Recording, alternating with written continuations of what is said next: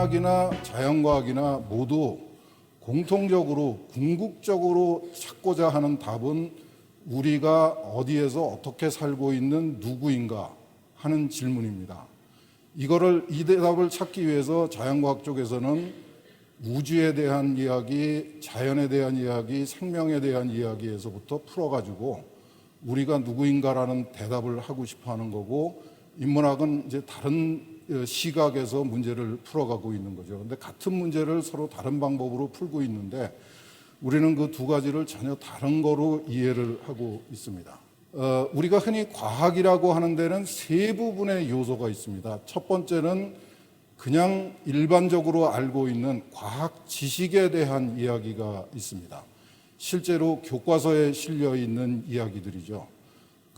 지구가 둥글다, 만유인력이 존재한다, 이런 데서부터 시작하는 세상에 대한 법칙들, 원리들, 이런 것들이 과학 지식을 이루는 틀이 되고요. 그 다음에 이 과학 지식을 사용을 해서 만든 기술이 있습니다. 저는 이거를 그냥 과학적 기술, 이렇게 좀 구별을 해서 말씀을 드리고 싶은데, 이 연구 분야로서는 공학이라는 연구 분야, 엔지니어링이라고 하는 연구 분야가 있고, 거기서 그 엔지니어링을 통해서 개발하려고 그러는 게 이제 사회가 필요로 하는 기술이라는 게 있고요. 그 다음에 이제 세 번째로 과학적 사고방식 또는 비판적 합리주의, 이런 이름을 붙여서 부르는 철학이라고 그럴까요? 사고방식이 있습니다.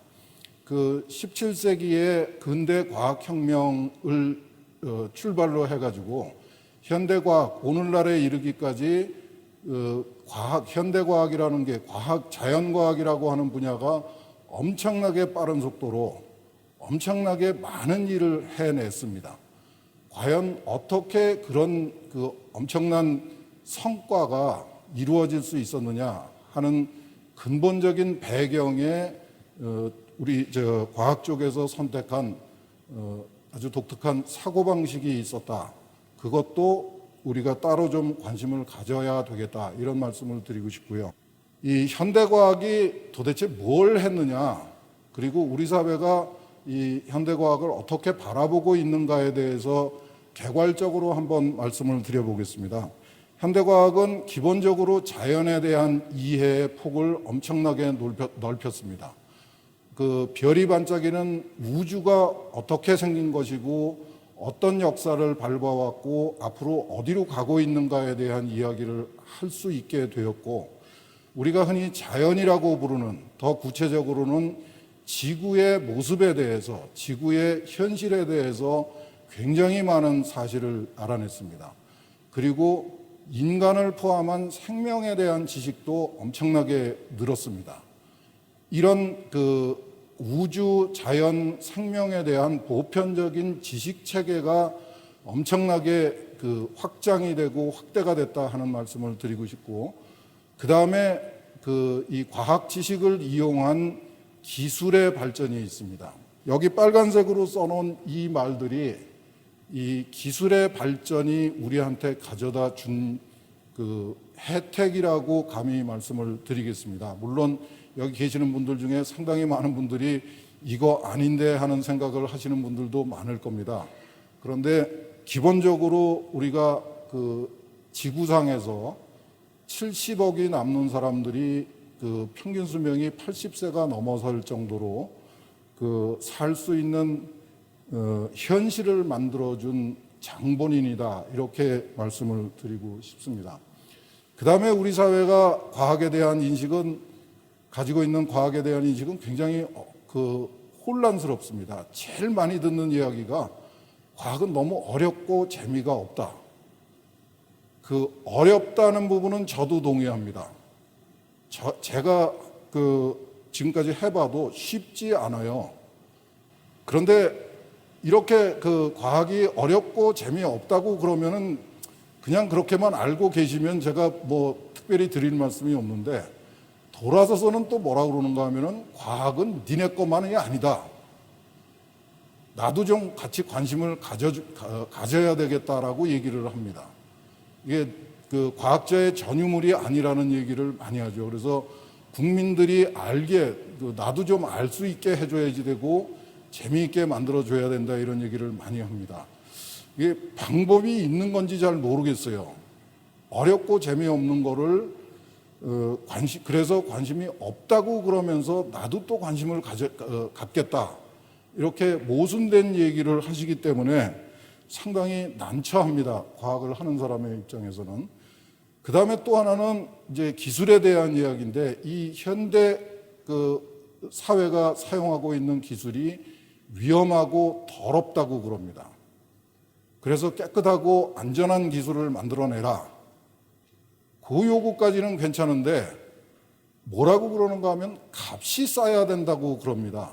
값이 싸면은 우리말로 비지떡이라고 그러죠. 비지떡은 좋을 수가 없습니다.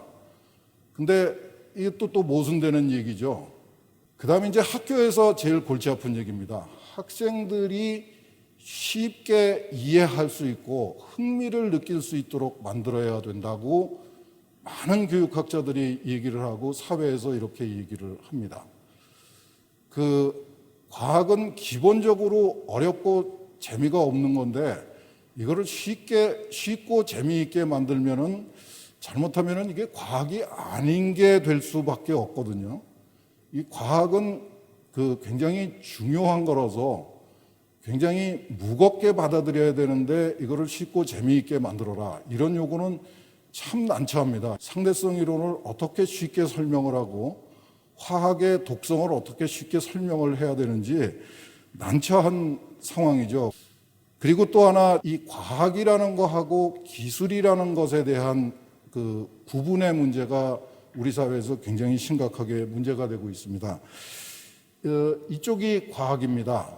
이게 동의를 하시는 분도 있고 하지 않으시는 분도 있겠지만은 객관적인 지식이고 보편적인 지식 체계를 과학이라고 부르고, 그 다음에 가치 중립적이다, 이 부분이 상당히 문제인 것 같아요.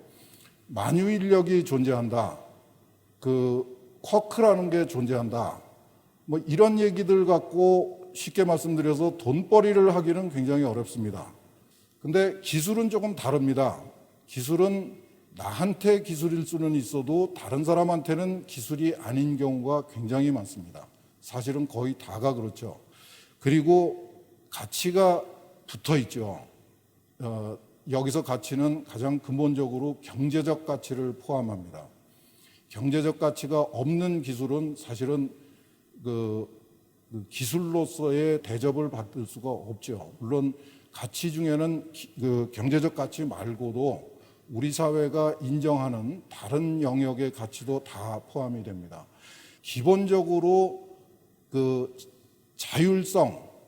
자율적인 발견의 영역인 거하고, 그 다음에 사회가 함께 만들어가야 될 기술의 영역을 같이 뒤죽박죽으로 섞어놓고 나면은 잘못하다가는 과학 지식에 대한 투자 또는 과학 지식에 대한 노력을 정부가, 사회가 불합리하게 간섭하는 일이 생길 수가 있고, 그렇게 해서 오히려 과학 발전을 저해하는 문제가 생길 수가 있고, 또는 반대로 사회가 함께 관심을 가지고 만들어가야 될 기술 개발의 문제에서 그냥 이건 당신들이 알아서 마음대로 해라 라고 해서 오히려 문제가 심각하게 불거질 수도 있습니다. 그래서 현실적으로도 이 중간에 회색지대가 있는 경계 지역이 있는데도 불구하고 근본적으로 과학하고 기술은 구별을 해야만 한다. 현실적으로도 구별을 해야만 된다. 이런 말씀을 좀 드리고 싶습니다.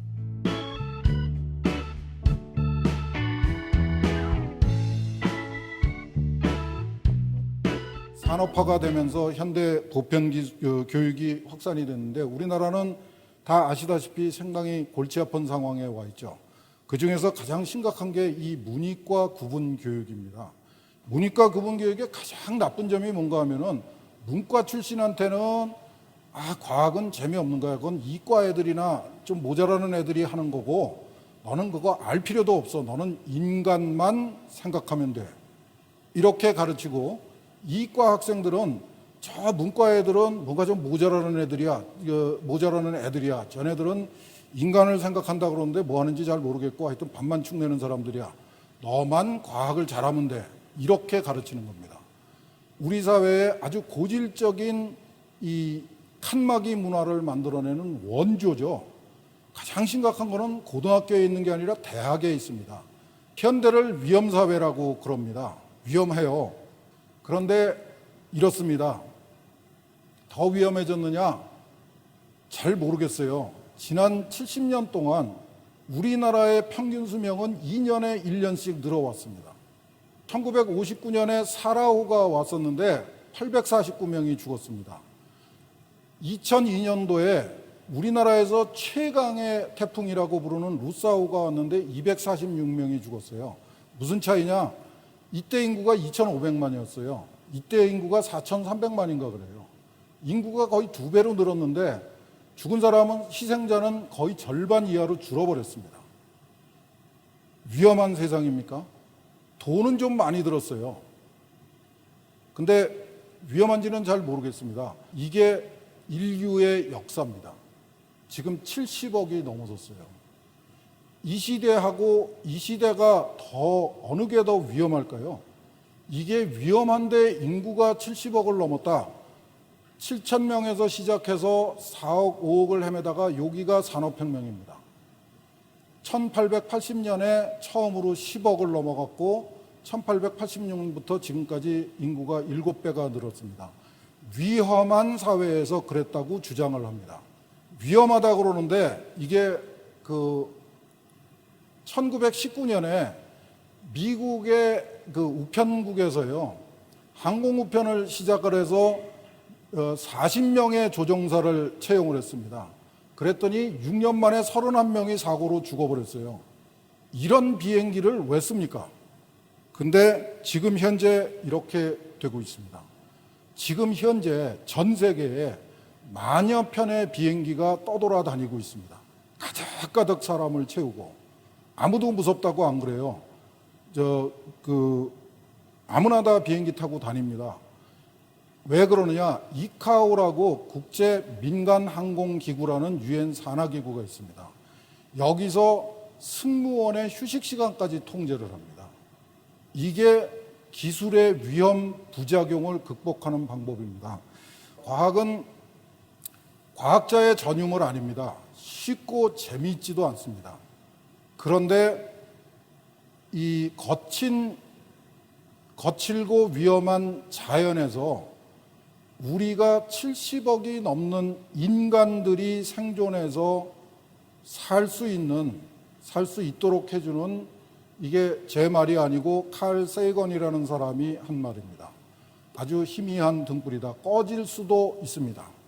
우리의 미래를 보장해 주는 건 아니고 우리가 잘 살려가지고 노력하면은 우리의 생존에 도움이 될 수도 있는 것이고, 기술은 우리한테 생존 수단이고, 기왕에 살면서 남한테 의존해서 힘없는 배추하고 벼하고 젖소한테 의존해서 살지 말고 우리 나름대로 생존 수단을 찾아보자 하는 노력의 결과다.